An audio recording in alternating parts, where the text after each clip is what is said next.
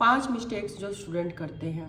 सबसे पहले अपना कोई टाइम टेबल वो नहीं बनाते हैं, जिसकी वजह से उनको हर रोज़ का काम ये नहीं पता चलता कि मैंने कितना कर लिया और कितना मेरा काम अभी करना रहता है।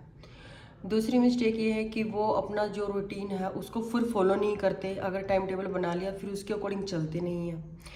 तीसरी जो बात है, बच्चे जो बिल्कुल अवॉइड करते हैं, जैसे 10 मिनट के लिए फ़ोन लिया पर वो 2 घंटे तक फ़ोन देखते हैं। उनको पता ही नहीं चलता कि उनका इतना कीमती टाइम वो कैसे वेस्ट कर रहे हैं और कैसे वेस्ट हो गया, उनको पता ही नहीं लगता।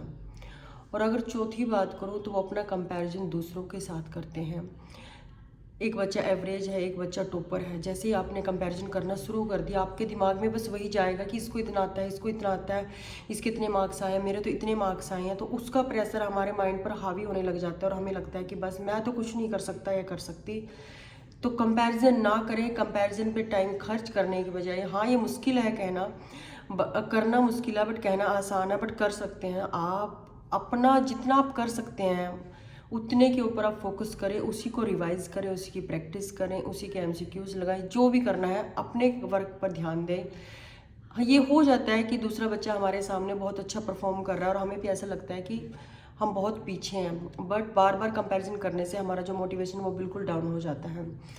और अगर चौथी मैं बात करूँ, बच्चे क्यों स्टडी में मतलब जो मिस्टेक जो मेन है वो करते हैं, टाइम पर जब टाइम है हमारे पास हम तब अपनी स्टडी शुरू नहीं करते हैं। जब लिमिटेड टाइम हो जाता है कि अब तो करना ही पड़ेगा तब हम करते हैं। आपने देखा है कि एक पेपर में आपके 2 दिन रहते हैं, 2 दिन के बाद पेपर है, और एक पेपर आपका 10 दिन के बाद है।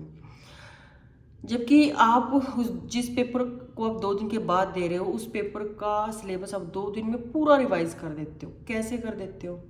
वहीं आपको अगर ये बोल दिया जाए कि 2 दिन के बाद नहीं, अब ये पेपर तो 10 दिन के बाद है, तो आप 10 दिन में भी मुश्किल से सिलेबस को रिवाइज कर पाते हो, क्योंकि आपने अपने आप को छूट दे दी कि अभी इतना टाइम है, तो माइंड उसी तरीके से वर्क करने लग गया।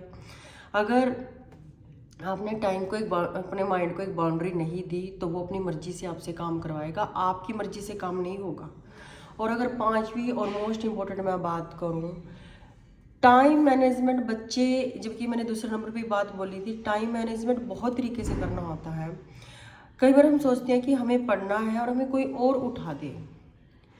देखिए, जब तक मन में यही चीज़ रहेगी कि मैं सो जाऊँ और मुझे कोई और उठा दे, कई बार हो सकता है कि हमें ज़्यादा गहरी नींद आ जाए, हमें कोई और उठाए पढ़ने के लिए रात को अगर आप पढ़ते हैं, बट इसका मतलब है कि आप अभी स्टडी में सीरियस नहीं है, कि किसी और को आपको बताना पड़ रहा है कि आप उठ जाइए और अपना काम कीजिए।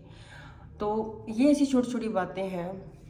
इसके रिगार्डिंग पेरेंट्स भी बच्चों पर ध्यान दे सकते हैं और बच्चा भी खुद ध्यान दे सकता है, और एक एवरेज बच्चा भी हाईएस्ट मार्क्स लेकर पास हो सकता है, वो भी ज़िंदगी में बहुत बड़ी तरक्की या कामयाबी को अचीव करने का हकदार बन सकता है।